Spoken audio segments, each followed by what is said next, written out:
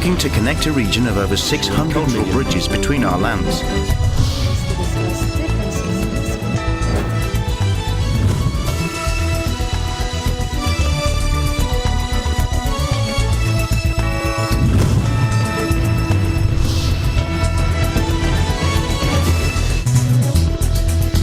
Good evening, I'm Alma Angeles, and you're watching ASEAN in Focus on tonight's headlines. As Israel stands on the brink of a full-scale ground assault in Gaza, Hamas has released a video purportedly showing an Israeli woman they claim to be holding hostage. Additionally, Hamas issued a statement indicating their willingness to release non-Israeli hostages under certain conditions. In a late-breaking development, we've learned that President Biden is considering traveling to Israel as early as this week. And Secretary of State Antony Blinken is already on the ground, leading diplomatic efforts to find a resolution to the ongoing crisis. The United Nations Security Council was unable to reach a consensus on a draft resolution introduced by Russia concerning the recent escalation of violence in Israel and Gaza, as well as the resulting humanitarian crisis. The National Security Council of the Philippines recently designated Hamas as a terrorist group under the country's anti-terrorism law. NSC Assistant Director General Jonathan Malaya emphasized that this decision wasn't influenced by the United States or Israel. And China has accused the Philippines of a serious violation of its sovereignty following Manila's allegations that a Chinese Navy ship shadowed and attempted to block a Philippine naval vessel near disputed islands last week. The Philippine ship was engaged in a resupply mission when the Chinese vessel approached as close as 300 meters, crossing its path.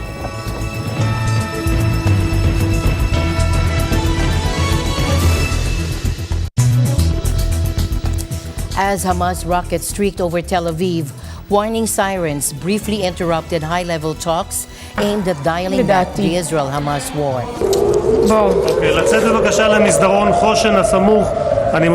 And we have late-breaking news that President Biden is also planning to travel to Israel as early as this week.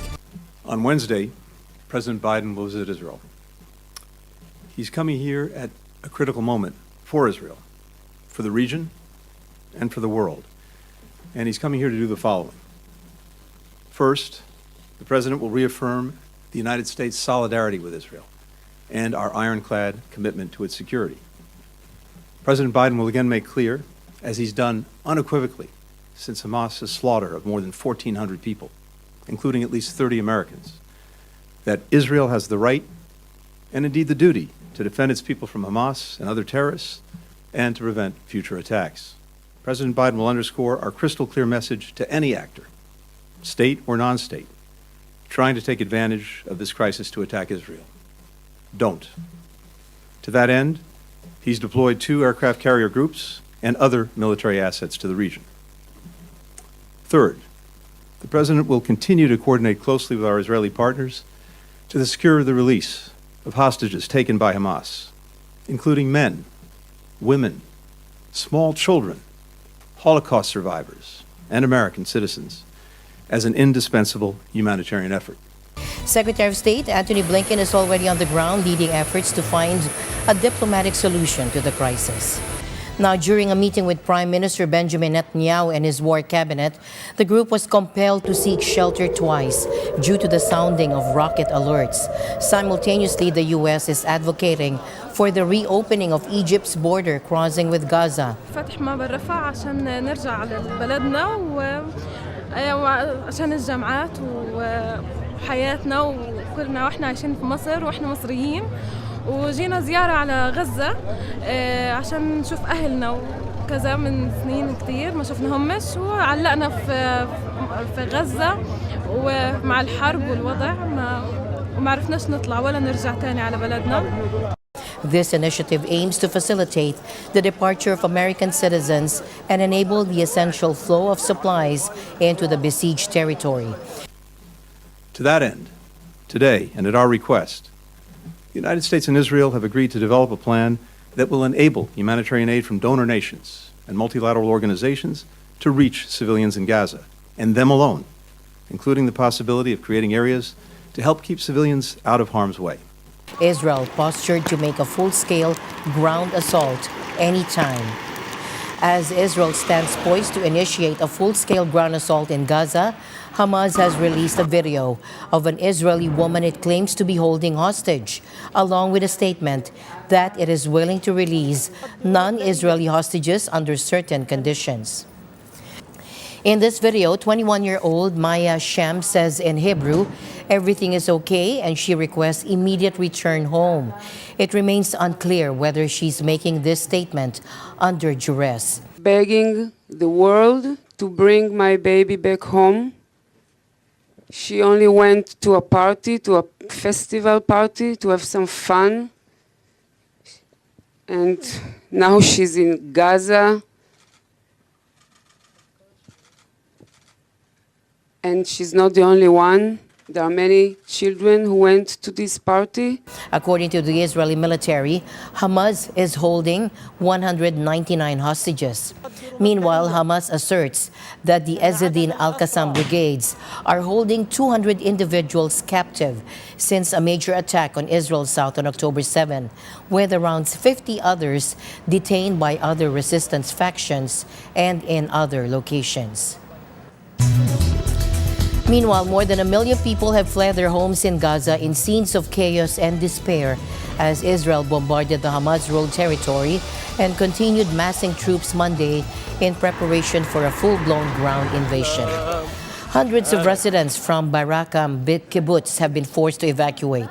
We're more than 400 people here just now at the moment, and at the beginning it was a recommendation, and then from the recommendation it became more more severe, and now today the official order is that all civil population living between 0 and 2 kilometers from the northern border have to evacuate. We're all under this impact, and we're all traumatized, and we're all worried, and we're all scared, and we all have the feeling, how could such a something so terrible happen? And it happened, and I think we are all under the impact of this experience. I want to be careful and try to avoid to say that this is what's going to happen, but it's possible that it may escalate.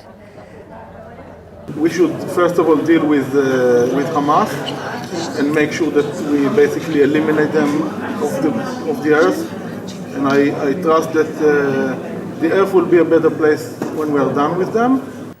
Veteran right-winger Netanyahu has vowed to crush Hamas, likening it to the Islamic State group, and anger is widespread in Israel about the attack. I've been trusting this man for 15 years with my children's lives.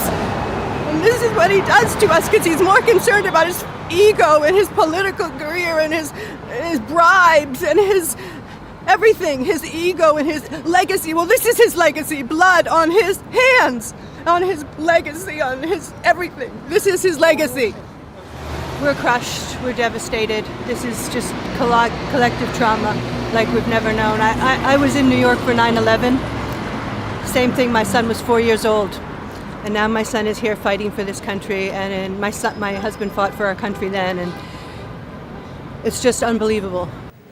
Harrowing testimonies from survivors and horrific scenes of devastation have bolstered such fury against the group, which seeks the destruction of Israel and is prescribed as a terrorist organization in the U.S. and Europe. They went into our private houses and killed babies, children, old people, pregnant women. It's a massacre. I survived. When I get out, I understand that my family is gone. My children and my mom, she is 80 years old, been taken. I don't know if they're alive. Please scream to take them out, to save their life. I want one thing, my children back. With the country on high alert, Israeli police announced they would begin arming civilians to serve as first responders in cities nationwide. This will be a long war. The price will be high, but we are going to win for Israel, for the Jewish people, and for the values that both countries believe in. UN Secretary General Antonio Guterres has warned that the entire Middle East region was on the verge of the abyss. I've been in constant contact with the leaders across the region, focus on ways to reduce suffering and prevent further dangerous escalation in the West Bank or elsewhere in the region, especially in southern Lebanon. The exchange of fire across the blue line is very worrying. It must stop. As Israel faces a potential second front on its northern border with Lebanon. Exchanges of fire have increased in the last week, with Iran-backed Hezbollah prompting the border area to be closed and civilians to be moved out. Iran, which also backs Hamas but has denied involvement in the October 7 attack, has warned Israel about the potential for the conflict to spread in the volatile region. That has prompted Western governments, including Germany, whose chancellor heads to Israel on Tuesday, to urge Tehran not to fan the flames of the conflict. But Iranian Foreign Minister Hossein Amir Abdullahian said time is running out for political solutions. In Tel Aviv, Israel's National Center for Forensic Medicine is diligently working to confirm the identities of the numerous bodies resulting from the October 7th Hamas attack on Israel. Dr. Chen Kugel, who heads the center, stated this. But they have also gunshot wounds in their hands, which means they did something like that to defend themselves. So it's usually through an intermediate object. So we can see the bullet from here or from here, and then the entrance to somewhere else in the body. In many cases, not in everyone, of course. I am the head of the Forensic DNA Lab at the National Center of Forensic Medicine. We work on a daily basis in situation of victim identification. We are accustomed to this work. We work regular base on car accident, train crashes, air flight, single people that were left home and the body are decayed. So we are quite accustomed to this kind of work, but nothing prepared us of what happened on the last Saturday. We attended, myself and other colleagues here in the National Center, we attended in so many meetings regarding the preparation of the Israeli civilians for a mass casualties event. We have never dreamt of anything like it. Never. We have never prepared. We never imagined anything that even came close to those events, this horrific event that took place on last Saturday from people who live behind the fence. They were our neighbor, and they came to our home. They came to the families. They came with knives. They came with stones. They came with weapons, and we never imagined, I think in our worst dream, we never imagined that we will need to handle many hundreds of samples, of decayed samples, of burned samples, of samples of fingernail with polished nail, of young girls. We opened the second, we opened the envelope, and there were small pink nails and white nails. And they are our friends, and they are our children. And yesterday there was one of the samples that arrived. It was quite heavy. We didn't understand what was in the envelope, and we opened it, and it was a recipe book. It is a recipe book. I think in many homes, many Israeli women use this book when they're in the kitchen. I have this book. It is regularly open in our kitchen, and it was covered with blood. And it hit me. It could be any one of us. It could be any one of us. Similar work has been ongoing at 4 other sites in Israel. One of them is at the Shura military base near the central town of Ramlah. I'm here at the base of the IDF, where hundreds of victims' bodies from Hamas massacre are here. You can see here in the containers behind me, containers and containers and containers which are full with the people who were massacred in the border with Gaza last Saturday. What we see here, what we witness here, is something that could never be imagined, that we should see things like that. These images will never leave me, and those who witness them, I'm sure will understand the magnitude of what happened in Israel last week. Meanwhile, the Security Council failed to adopt a draft resolution introduced by Russia on the recent escalation of violence in Israel and Gaza and the ensuing humanitarian crisis. The draft resolution failed to get the minimum 9 votes needed in the 15-member body, having received 5 votes in favor, which is China, Gabon, Mozambique, Russia, and the United Arab Emirates, and 4 against, which is France, Japan, the United Kingdom, and the U.S., with 6 abstentions: Albania, Brazil, Ecuador, Ghana, Malta, and Switzerland. The resolution would have called for a humanitarian ceasefire in the war between Israel and Palestinian militants Hamas in Gaza. The Russia text was one of the drafts being considered. The second one, introduced by Brazil, that should be put to a vote on Tuesday, calls for humanitarian pauses to allow aid access and condemns the Palestinian militant Hamas for its attacks on Israel. We regret that the Council once again has found itself a hostage to the to the selfish intentions of the Western Bloc of countries. This is the only reason why it was not able to send a clear, strong, and collective message aimed at de-escalation. And we're talking about the most serious explosion of violence over the past decades. This was the worst massacre of Jewish people since the Holocaust. Hamas terrorists slaughtered more than 1,000 civilians, including American citizens, entire families, children, babies, and the elderly. And Hamas took innocent people hostage. Unfortunately, Russia's resolution presented today does not meet all of these responsibilities. Russia's resolution, put forward without any consultations, make no mention of Hamas, none. By failing to condemn Hamas, Russia is giving cover to a terrorist group that brutalizes innocent civilians. The National Security Council recently designated Hamas as a terrorist group under the Philippines anti-terrorism law. Anyo na ideklara din natin ang Hamas bilang terrorist organization.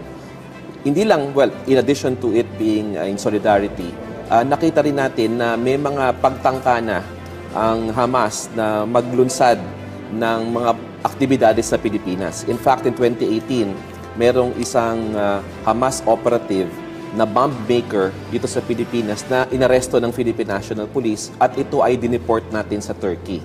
And also last year, meron din silang operatiba na kumakausap sa mga local extremist groups para makapag-operate din sa ating bansa.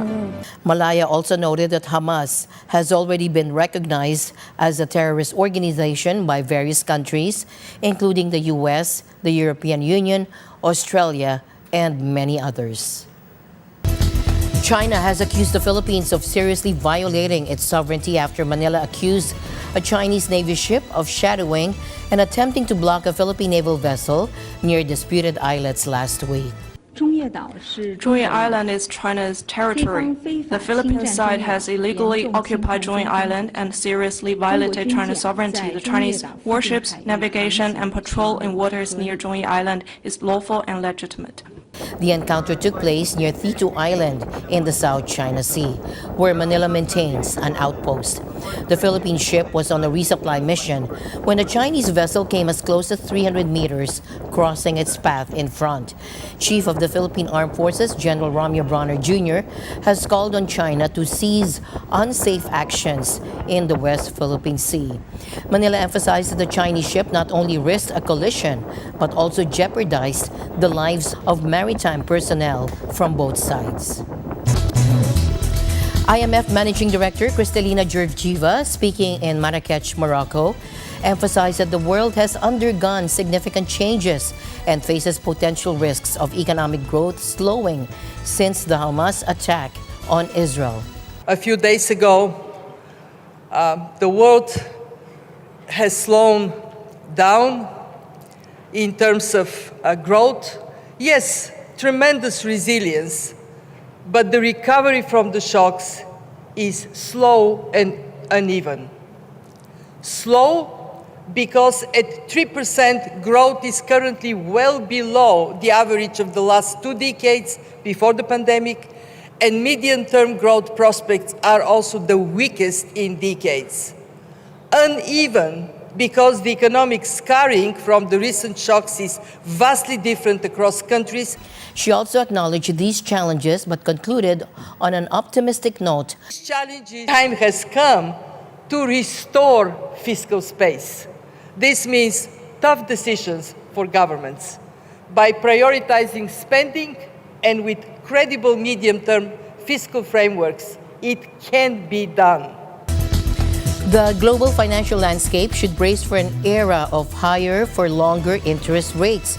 And that is according to Geeta Gopinath, the first Deputy Managing Director of the IMF. Inflation has come down, but the job is not done yet. You still have sticky services inflation, core inflation. It is going to be a bumpy road, and that's going to be a challenge for policymakers. She made this announcement during the annual meetings of the IMF and World Bank in Marrakech, Morocco, where numerous journalists, policymakers, bankers, and civil society organizations gathered. Christine Lagarde noted that central banks, including the ECB, are expected to face pressure to maintain higher interest rates. We did 450 basis points hike in 15 months, which is a huge, unprecedented increase. And this is what I call the strong but lagged policies. We haven't seen the end of it yet. We're seeing tightening of financing conditions like it has never happened before. We know that there is some more in the pipeline, and how it is going to impact our economies, how it will have deflationary impact, disinflationary impact in our region is also to be seen. Market participants are beginning to realize that the era of easy money and loose financing is coming to an end, with a renewed emphasis on curbing debt growth, as stated by Joyce Chang, head of research at JP Morgan, an investment bank. The bond vigilantes are back. The great moderation is over, and the focus has come back to the fiscal and debt sustainability, and there's actually more talk about that at some of the market meetings than even about the soft landing and no recession scenario. Ngozi Okonjo-Iweala of the World Trade Organization also highlighted a rising trend of trade protectionism, with governments seeking entry into trading blocs. If we have trade fragmenting and people just trading with each other in blocks of people similar to themselves, this fragmentation, we've done some work, Geeta and the IMF has done some work that shows that the real losses to real GDP, global GDP in the long term are substantial. 5% in our case, they had 7%. And for emerging markets and developing countries, it would be in double digits. Now, this shift in global finance suggests that the battle against inflation is far from over. As my usual habit, I'd like to end the day on a positive note. Let's encourage and build each other up so that no one is left behind. And that's it for tonight's broadcast. I'm Alma Angela. Stay in the news because we live in extraordinary times. Good night.